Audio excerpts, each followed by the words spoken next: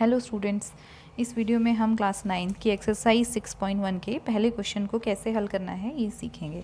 तो क्वेश्चन में आपको एक फिगर दिया हुआ है, उस फिगर में जो आपको दिया हुआ है सबसे पहले आपको वो नोट कर लेना है। तो देखो, हमको दिया है कि कोण AOC प्लस कोण BOC इक्वल्स टू 70 डिग्री, और साथ ही हमको कोण BOD इसका मान दिया हुआ है 40 अंश या 40 डिग्री, ये हमने इसको नोट कर लेना है। इसके बाद हमको क्या ज्ञात करना है, इसमें कोण BOE और प्रतिवर्ती कोण COE।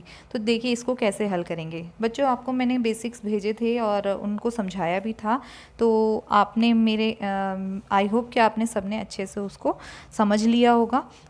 तो देखिए, इसमें कोण AOC और कोण BOC, इन दोनों को ध्यान से देखिए। तो ये दोनों मिलकर के एक रेखा बना रहे हैं, यानी कि ये एक रेखी युग्म बना रहे हैं।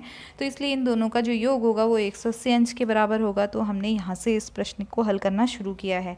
कोण AOC धन कोण BOC बराबर 180 अंश। अब इसमें आप अगर कोण BOC को ध्यान से देखें तो BOC के अंदर दो कोण बन रहे हैं, कोण BOE और साथ ही कोण COE। तो इसीलिए हमने क्या किया, कोण BOC को इन दोनों कोणों के योग के रूप में लिख दिया है। तो हमें मिलता है कोण AOC धन कोण COE धन कोण BOE बराबर 180 अंश।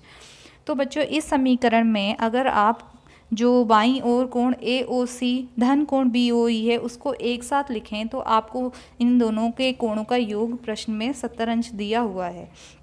तो हमने इन दोनों के योग को 70 अंश रख दिया है और प्लस कोण COE ऐसे ही रहा, तो बराबर 180 हमको एक समीकरण मिलती है जिससे हम आसानी से कोण COE निकाल लेते हैं।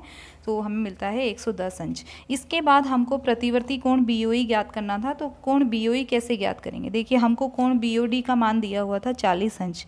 तो क्योंकि कोण BOD के शीर्षाभिमुख कोण हमको दिख रहा है कोण AOC, तो इसका मतलब हुआ कि कोण AOC का मान भी 40 अंश ही होना चाहिए, क्योंकि शीर्षाभिमुख कोण आपस में बराबर होते हैं। अब इसके बाद क्योंकि आपको प्रश्न में दिया गया था कि कोण AOC प्लस कोण BOE बराबर 70 अंश है, तो यहाँ से आप कोण BOE को अगर निकालेंगे तो आपको मिलेगा 70 ऋण कोण AOE। हमने केवल AOE को बाईं ओर से दाहिनी ओर भेज दिया है। तो अब कोण AOE का मान तो आपको 40 अंश मालूम चल गया है, इसीलिए आप यहाँ पर कोण BOE निकालेंगे तो आपको मिलेगा 70 ऋण 40 यानी कि 30 अंश। लेकिन हमको इस कोण को नहीं निकालना था, इसका प्रतिवर्ती कोण निकालना था। इसका प्रतिवर्ती कोण का अर्थ क्या हुआ, इसके ठीक उलट उसी बिंदु पर जो कोण बना है। तो प्रतिवर्ती कोण निकालने के लिए हम 360 में से इसे घटा देंगे। किसी भी कोण का प्रतिवर्ती कोण निकालने के लिए हम 360 में से उसे घटाते हैं। तो यहाँ पर हम 360 में से 30 घटाएंगे और कोण BOE का प्रतिवर्ती कोण हमको मिल जाएगा 330 अंश। तो इस तरह से ये प्रश्न हल हो जाएगा। जो बेसिक्स मैंने आपको बताए थे इससे पहले, तो उनको आप ध्यान से एक बार और देखेंगे, पढ़ लेंगे। समझने के बाद फिर प्रश्नावली हल करना शुरू करेंगे। अब जो डाउट्स हों वो आप ग्रुप में पूछ सकते हो।